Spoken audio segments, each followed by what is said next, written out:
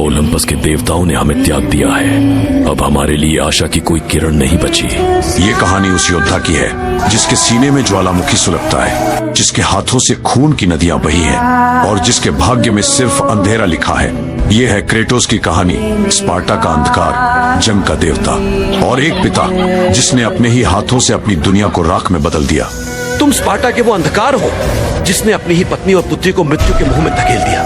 तुम्हारी मदद लेने से अच्छा मैं मरना पसंद करूंगा। आइए उसकी यात्रा में कदम रखें, जहां हर कदम पर मौत नाचती है, हर सांस में पछतावा गूंजता है और हर जन्म में एक अनसुलझा सच छिपा है। हर रात जब दुनिया विश्राम करती है, उसके सपनों में वही चेहरा आता है, उसकी बेटी कैलायोपी जो उसे पिता कहकर पुकारती थी, उसकी पत्नी लाइसेंड्रा जिसकी मुस्कान कभी उसका सहारा थी। मगर अब वो केवल यादें हैं, ऐसी यादें जो उसके दिल को खंजर की तरह चीरती हैं। उसकी त्वचा पर चिपकी राख उसकी गलती की गवाही देती है, एक ऐसी गलती जिसमें उसने एरिस के वश में आकर अपने ही परिवार का खून किया था। इस गलती की भयावह यादों से छुटकारा पाने के लिए क्रेटोस ओलंपस के देवताओं की गुलामी करता है।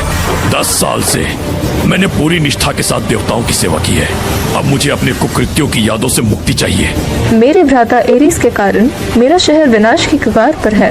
तुम्हारी अंतिम परीक्षा का समय आ चुका है क्रेटोस। ज़्यूस ने देवताओं को एक दूसरे के खिलाफ विद्रोह करने से मना किया है, इसलिए हम ये जिम्मेदारी तुम्हें सौंप रहे हैं।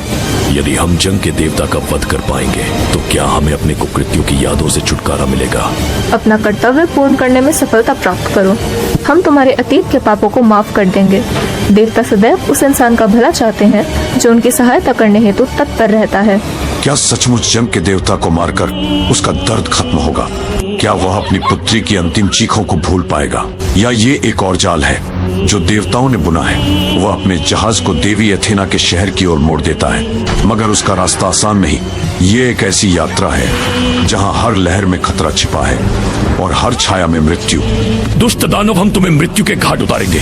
समुद्र की गहराइयों से एक भयानक राक्षस उभरता है, वहीं दूसरी तरफ से एरिस के राक्षसी सैनिक भी जहाज पर हमला कर देते हैं। क्रेटोस उनका सामना करने के लिए अपना शस्त्र निकालता है जो उसकी वीरता की निशानी है और साथ ही उसकी गुलामी की भी। देवताओं ने हमें एक शूरवीर के आने का संदेश दिया था। तुम हमारे फरिश्ते हो, लेकिन अब बहुत देर हो चुकी है। जहाज नष्ट हो चुका है। अब ये दानव हमें क्रूरता से मार डालेगा, एवं तुम्हें भी। क्रेटोस जहाज के मलबे पर चढ़ता है, हाइड्रा पर वार करता है, मगर वह समुद्री दानव और भयानक होकर उभरता है। तभी समुद्रदेव पोसाइडन क्रेटोस की मदद करने को कहते हैं। समुद्रदेव, इसने हमारे सागर में विनाश का तांडव मचाया हुआ है। हम तुम्हें अपनी दिव्य शक्ति प्रदान कर रहे हैं जिसकी मदद से तुम इस दुष्ट दानव का सामना कर पाओगे।